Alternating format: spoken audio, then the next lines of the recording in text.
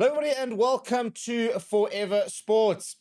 Rassie Erasmus has officially released his first alignment camp squad. And for any international coaches watching, this is how you do it. This is how you plan for the now and the future, because he has, in their own words, cast the net wide and included players who were still in school last year, players who had not even played a professional match yet in their careers, alongside players who are uncapped and still coming through at professional levels, as well as players who are veterans of the game and are likely probably to not even make the next World Cup squad, but are still sort of on the fringes and still bring a lot of value to the Springbok squad. And it's basically just a masterclass in how you prepare for, the future and the eventualities of injuries and players retiring.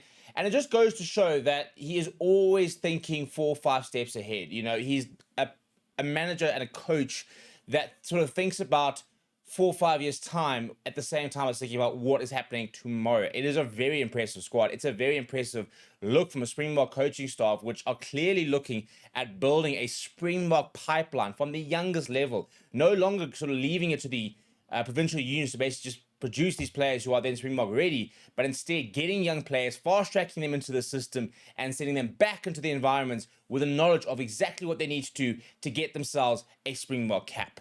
Before we get into the squad, please do smash a like on the video. Please do subscribe to the channel as well. Right, so 11 uncapped players within the junior ranks, and some players who, if you've not been watching schoolboy rugby, for example, under 18 rugby, under 20 rugby, you probably wouldn't even have heard of, which just goes to show just how intensely the Springbok coaches and staff are monitoring players across the country. I mean, imagine being a schoolboy right now, looking at the squad and seeing somebody who is in your position a year ago that is going to be part of an alignment camp, which will take place next week. So the squad will sort of convene on Monday.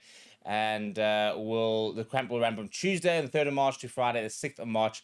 And basically, it's going to be a sort of, as per usual with alignment camps, a series of boardroom or rather in-person team meetings, the likes of that, and work in the gym. So that Springbok coaches and management can kind of get benchmarks about where players are with their fitness and their conditioning, as well as a lot of presentations with regards to the Springbok DNA, for example, how they're going to play, what the sort of journey to becoming a Springbok looks like, what they are looking for, what they sort of are assessing. And that is the big thing with the Springbok coaching staff. It is the transparency.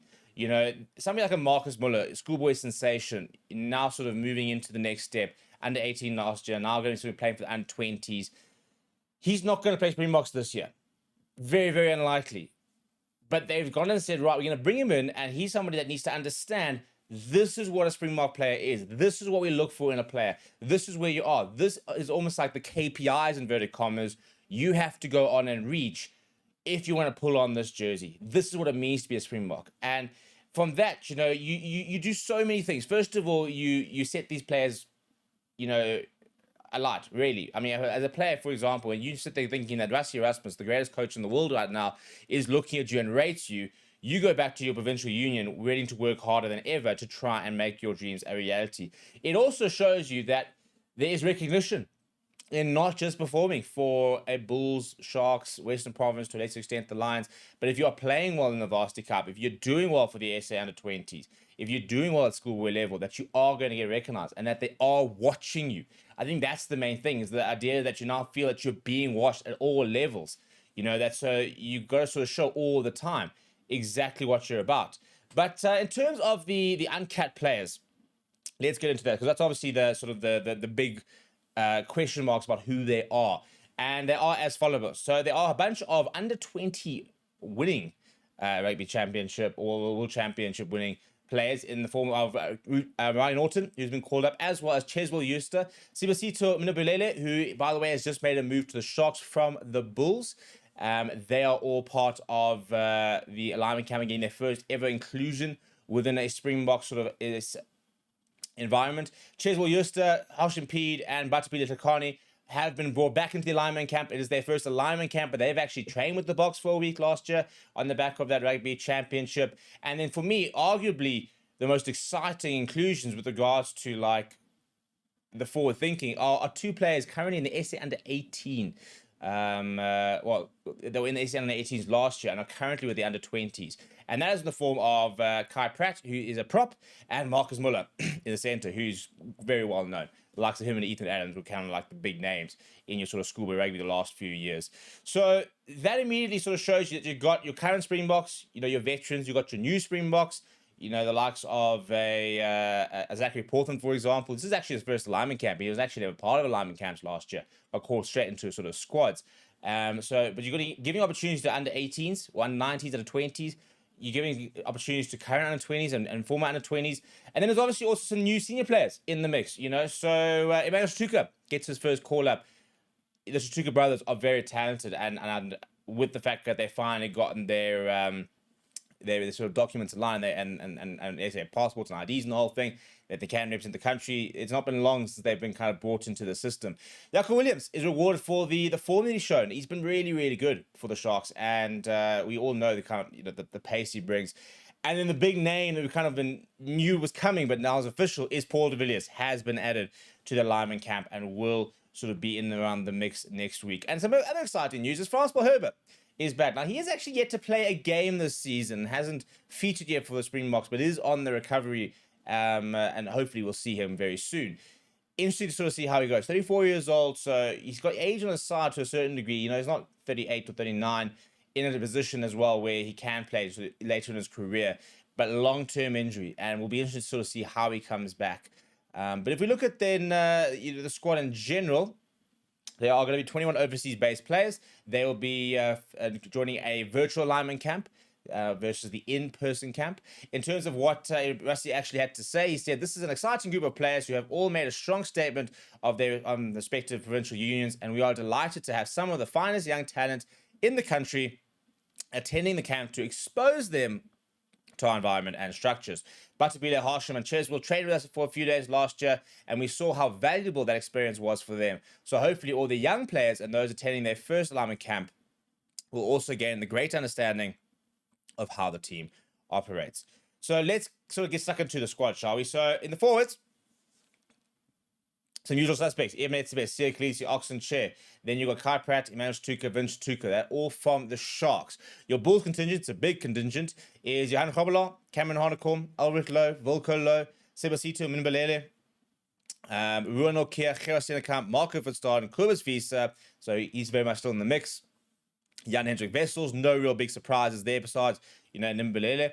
As mentioned, one of the youngsters for the Stormers, Paul de Villiers getting his first call-up, then Ben Jace Dixon, Neertling Verscheer still around, Frans Herbert, Instuko Tunu, back from injury, back into the mix, Sal Murat and Riley Norton, Zachary Portman and Evan Roos. A lot of Evan Roos fans will be glad to sort of see him there. And your Lions forwards contingent is Batobile Tlekani, Asanati Nhlabakanye, and Ruan Fenter. Maybe a couple of Lions props I think recently have been doing pretty well, which might have been recognised, but not quite yet. Then if we look at the backs, Andre Esterhuis and Apele Fassi, both Hendrickson brothers also back in the mix, and deserve. They've played well this season, particularly Jaden Hendrickson, who is a World Cup winner and then kind of fell off a cliff, but back and playing some good rugby. And Grant Williams, Edel van der Merwe, Maxima Pimpy, Ethan Hooker, all still included as well. And then Jaco Williams. From the Bulls' perspective, it is the Curtly Arnster, Sebastian de Klerk, Cheswell Jooste, Kane Moody, Andre Pollard. The Stormers, Sash Famigom Zulu, Marcus Muller, Kobus Reinach, Damian Willemse. And then from the Lions, 3 players in Quan Horn, Hashim Pede, and Morne van den Berg. Good to see Horn there. He deserves it. Interesting when you think that Nico Staines and probably played more rugby recently for the Lions than Hashim Pede, but they see him as somebody that can fast track. It's a very well-rounded squad. Obviously there's no international base players. So, you don't have your Arceus Neymans, your Malcolm Marxes, your Ches and Colby's, the likes of that. That will all be part of a virtual alignment camp. And it'll be interesting to see which other players kind of get that invite. The likes of the Deprere twins, for example. Are we going to see them feature?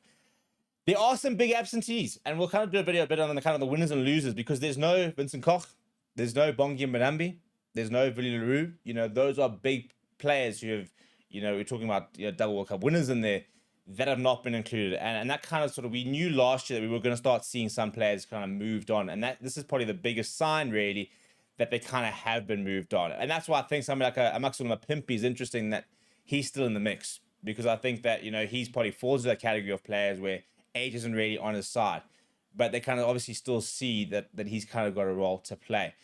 So that's kind of what the squad looks like. Obviously, we'll be able to sort of kind of dive into a bit more over the next couple of weeks and kind of, for me, more kind of on your radar, really sort of track. Okay, cool. These players are kind of popping up. These players are obviously being looked at, and there's some big absenteeisms as well. You know, there's no Pepsi Buthelezi, for example, a big name and a player who I think is obviously capped for the Springboks, not getting quite the call up. If you think somebody like a for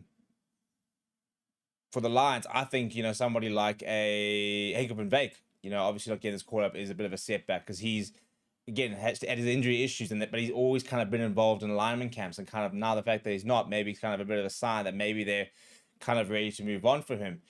You know, there's players like a Franco Horn for the Lions played really well, also not getting that call up, and Pilo Gamede, you know, is part of Bok alignment camps, not getting the call up. You know, he's really struggled for game time. So there are always going to be players that miss out. But in general, it is really a masterclass in how to announce a proper overall squad that covers all your bases, obviously, you know, and but also invites new players to an environment. And I think that I would have loved to have seen those box sessions with a Bartabile, a Hashim, a Cheswell Yoster to kind of sort of see what the hunger's like. How do they stack up against their sort of senior players? And how much do they maybe raise the level of the players around them, because they really motivate them and kind of show them that, you know, they're here and they're ready to go. It's a very interesting squad. Let me know what your thoughts are down in the comments below. Please do smash a like on the video. Please do subscribe to the channel as well. Thank you very much for watching. My name is Steve. I'll chat to you soon.